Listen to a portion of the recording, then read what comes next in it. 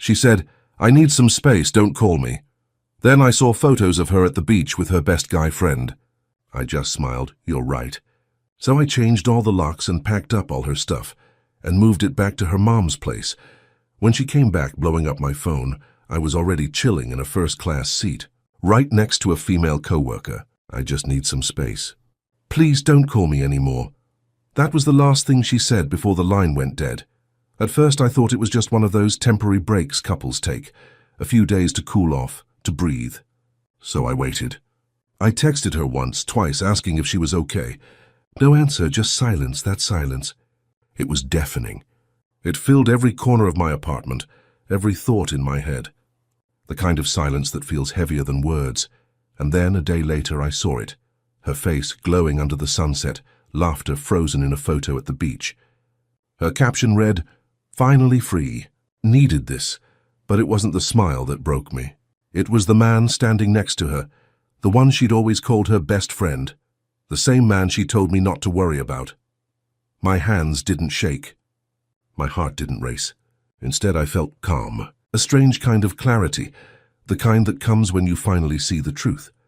I looked at the photo one more time and whispered to myself, "You're right, Emily, you do need space," and this time, I decided I'd give her all the space she'll ever need. We had been together for almost 3 years.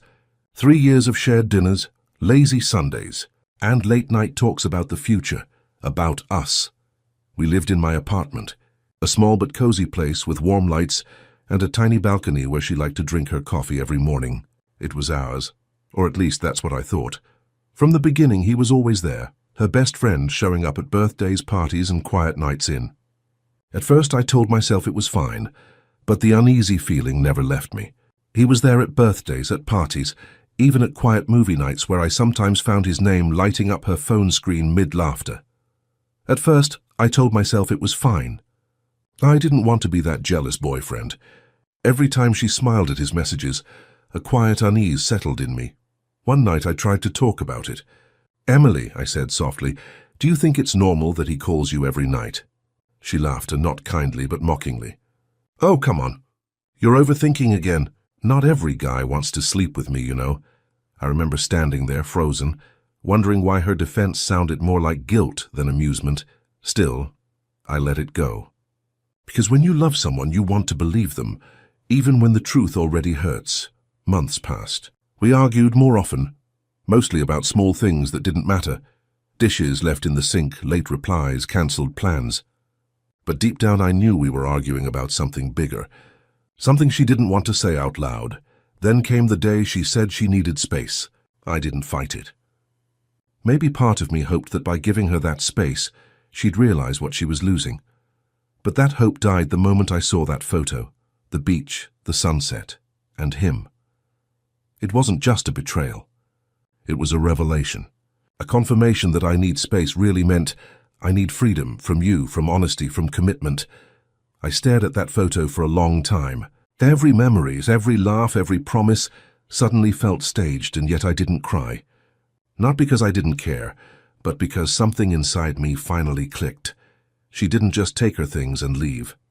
She took the version of me that still believed in her, and what she left behind was someone new, someone who no longer wanted to chase answers or apologies, someone who for the first time felt an unexpected clarity. That's when I realized maybe space wasn't such a bad thing after all. I just had to redefine who it really belonged to. I didn't call her. I didn't text her.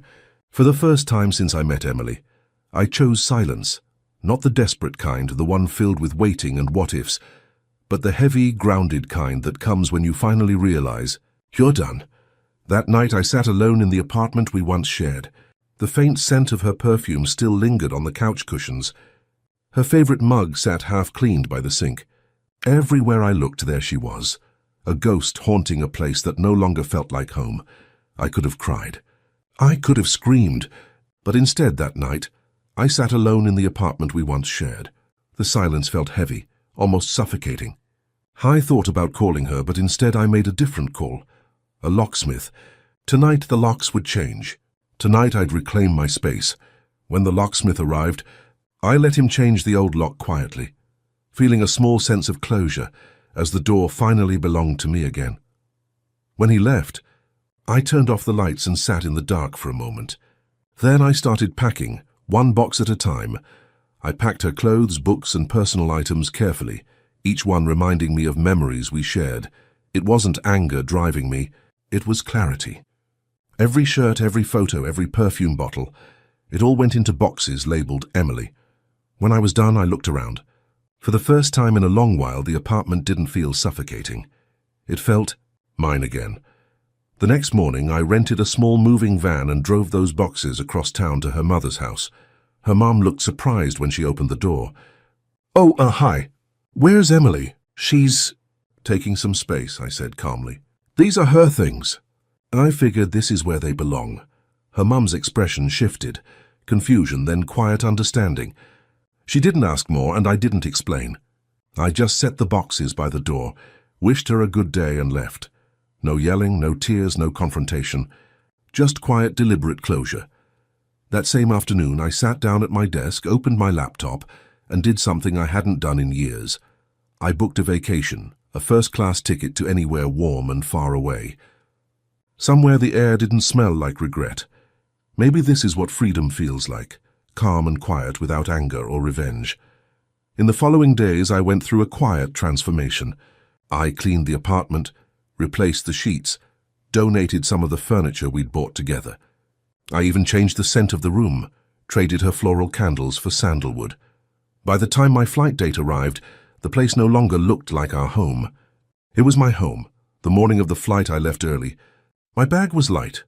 Just clothes, headphones, and a book I'd been meaning to read for months. At the airport, while waiting in the lounge, I scrolled through social media. Her profile was still public. She had posted another photo, this time at a cafe, her hair wet from the beach, the same man sitting opposite her. The caption read, "Some people just don't appreciate what they have until it's gone."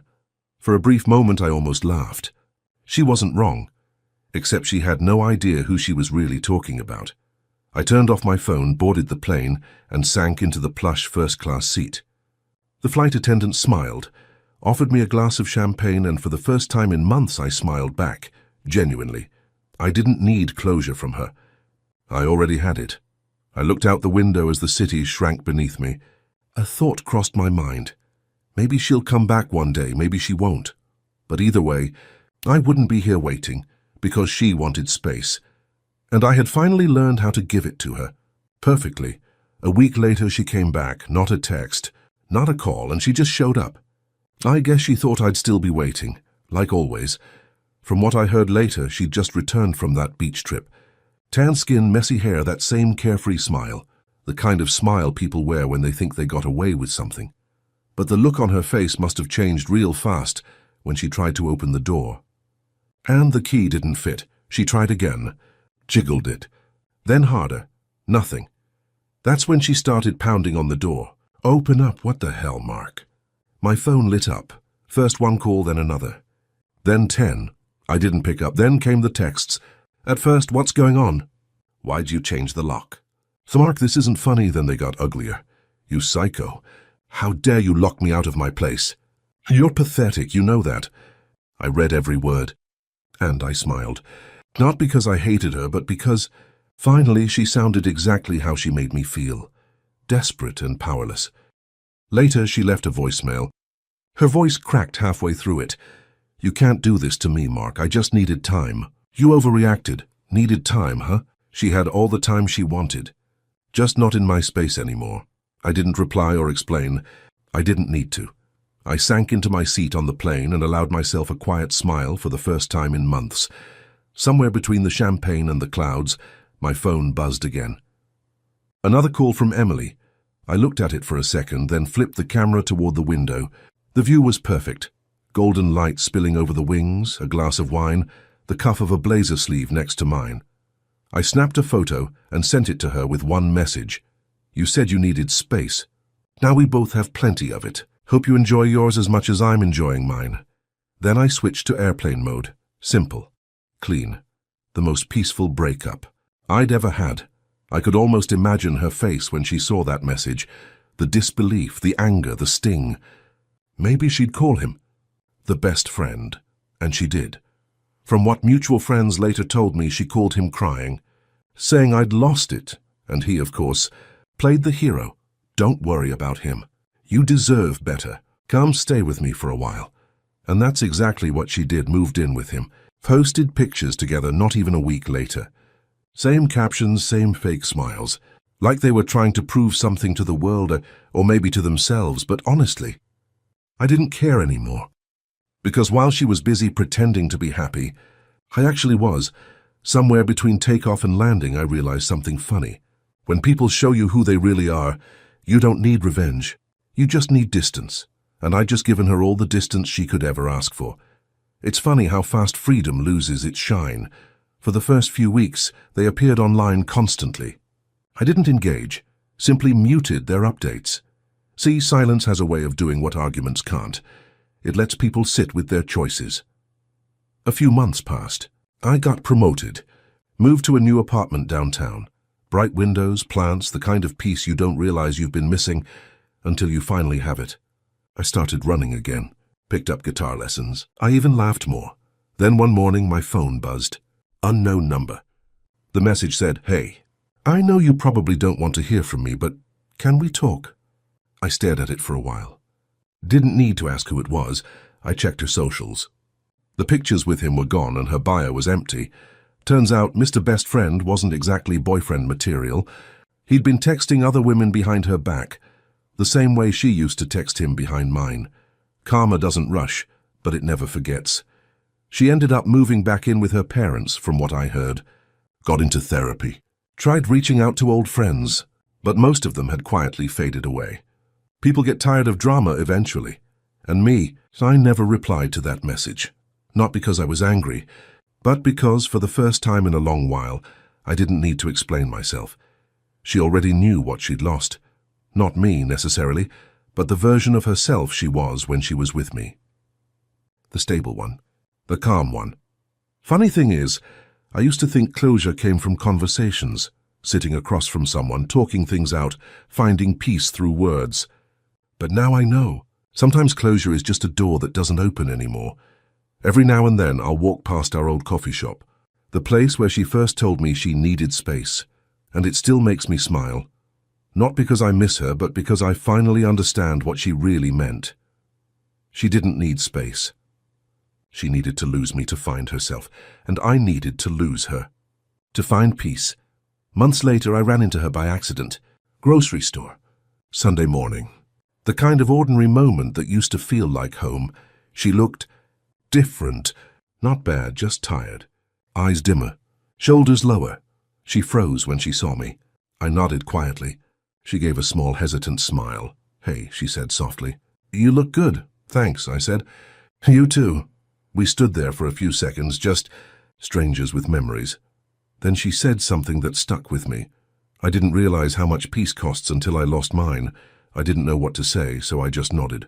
Because honestly, that was the first honest thing she'd said in years. She left first. I watched her walk away, and for the first time I didn't feel anger or pity or even nostalgia, just peace. That night I cooked dinner for myself. Music playing low, glass of wine, city lights outside. I looked around my apartment, clean, calm, quiet, and realized something simple but powerful. I didn't need anyone to fill the silence anymore. When the wrong person leaves, it might feel empty at first, but that space can be where healing begins.